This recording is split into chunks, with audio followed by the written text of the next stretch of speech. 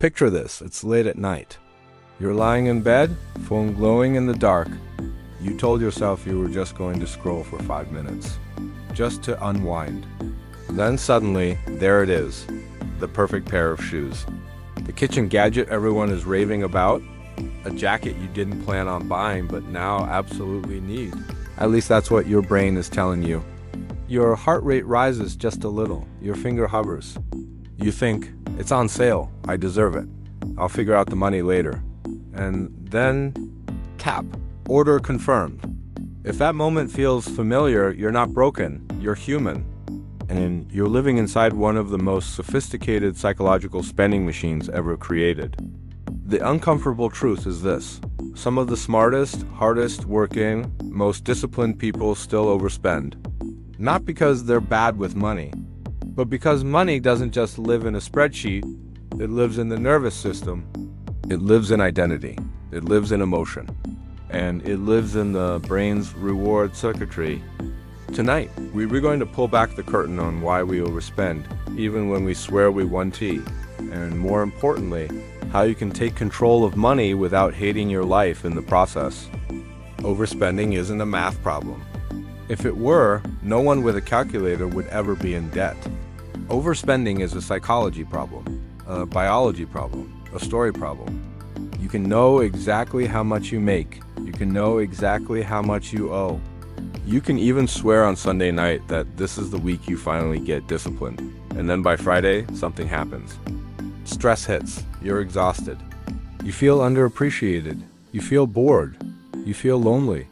Or you feel like you've been good all week and now you deserve a reward, so you spend.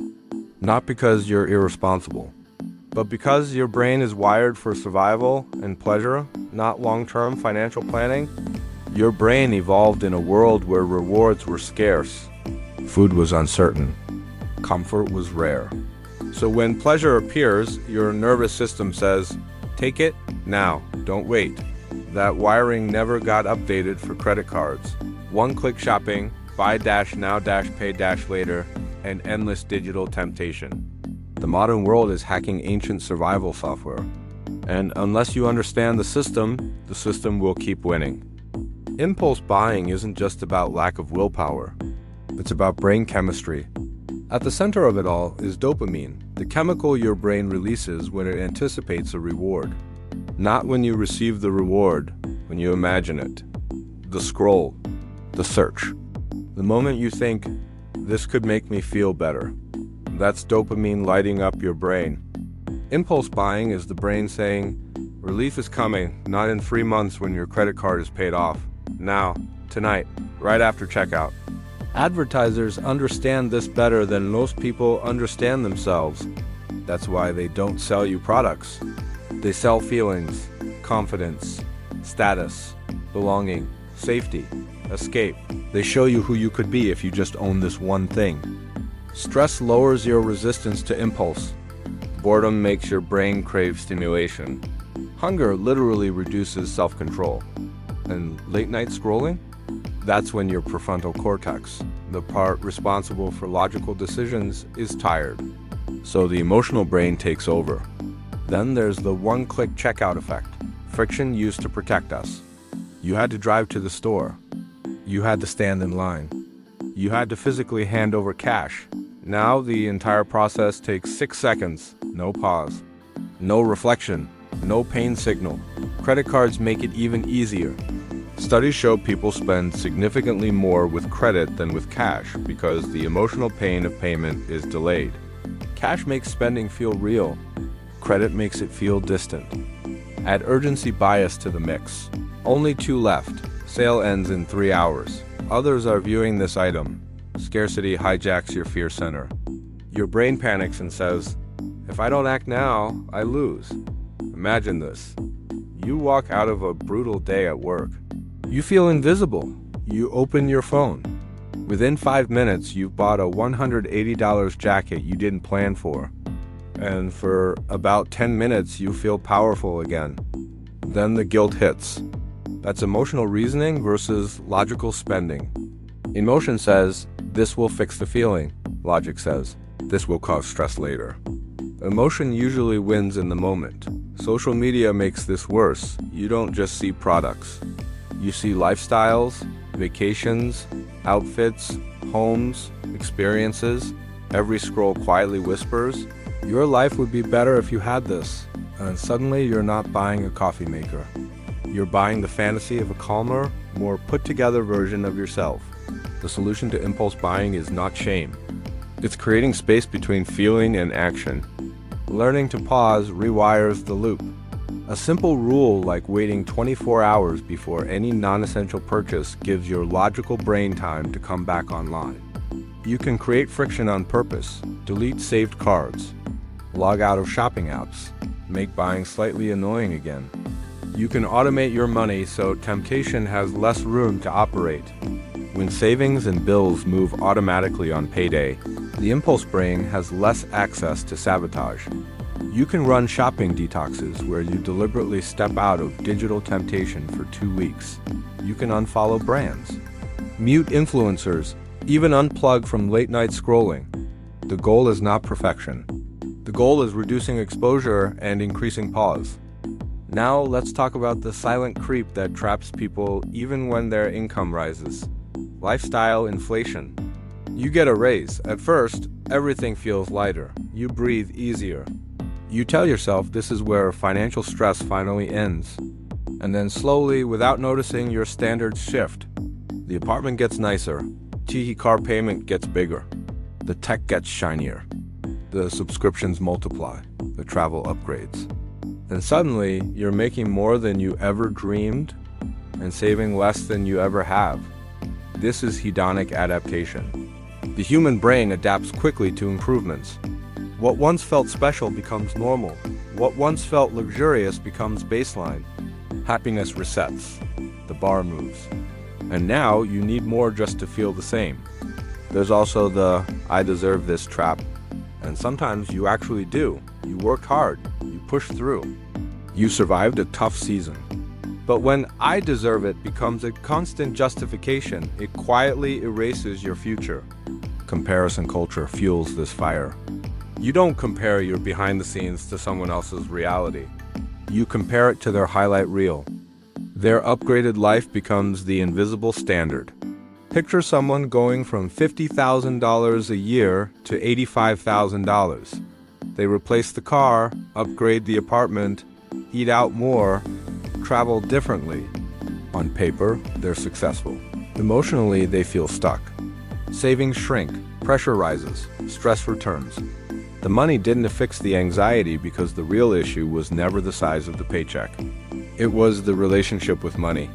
The antidote to lifestyle inflation is conscious spending. Freezing your lifestyle at a percentage of income and letting wealth grow quietly in the background. Choosing what actually adds meaning and intentionally ignoring the rest. Wealth is what you don't see. Status is what people show. They look similar on Instagram. They are opposites in real life. Few forces drain money faster than other people. Friends invite you out. Coworkers plan expensive lunches. Family expects holiday generosity. Social media parades, weddings, vacations, fashion, restaurants, parties. You hear the quiet thought, if they can afford it, I should be able to too. But you don't see their debt. You don't see their stress. You don't see their arguments at 2 a.m. staring at credit card statements. Workplace spending is one of the most toxic forms. The pressure to dress a certain way, drive a certain car, join every dinner. It's just what we do here. Holidays break people financially because emotions override logic. Love becomes expressed through spending instead of boundaries. In relationships, money becomes a test of worth. You want to impress. You want to belong. You want to avoid conflict. So you swipe instead of speak. But every unspoken yes drains future freedom. Learning to say no isn't about being cheap. It's about being aligned. You can say, that's not in my budget this month, but I'd love to do something else. You can suggest cheaper alternatives. You can sit with the discomfort of not matching other people's spending. Most people don't actually care what you spend. They care what you represent to them.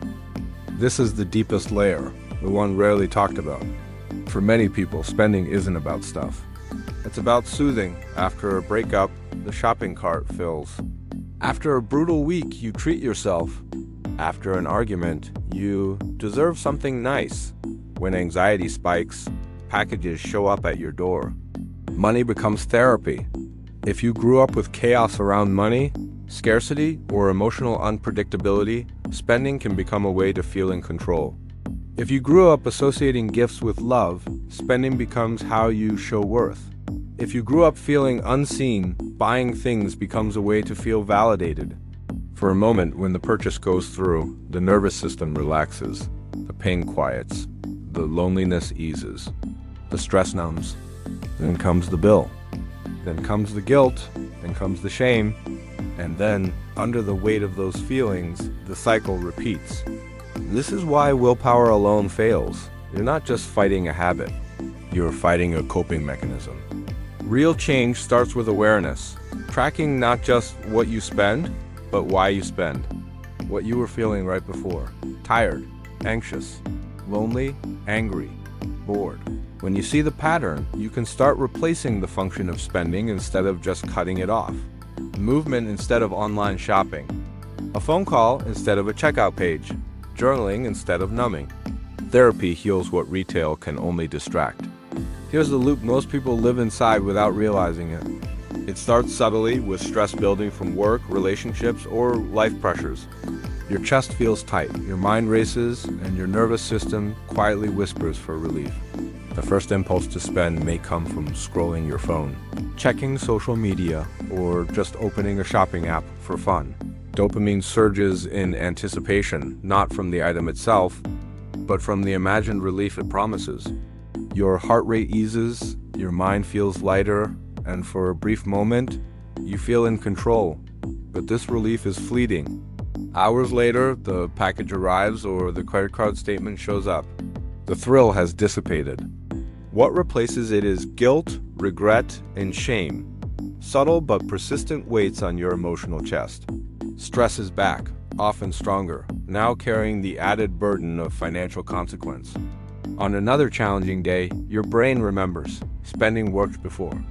It triggers a stronger urge, needing a bigger or faster reward to reach the same relief. The cycle intensifies, feeding itself with a mixture of relief and self-criticism. Spending becomes both the wound and the bandage.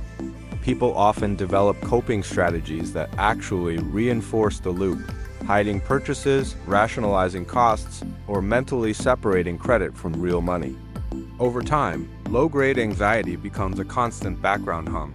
Life feels stressful not just because of external pressures, but because of the ongoing internal tension created by this loop.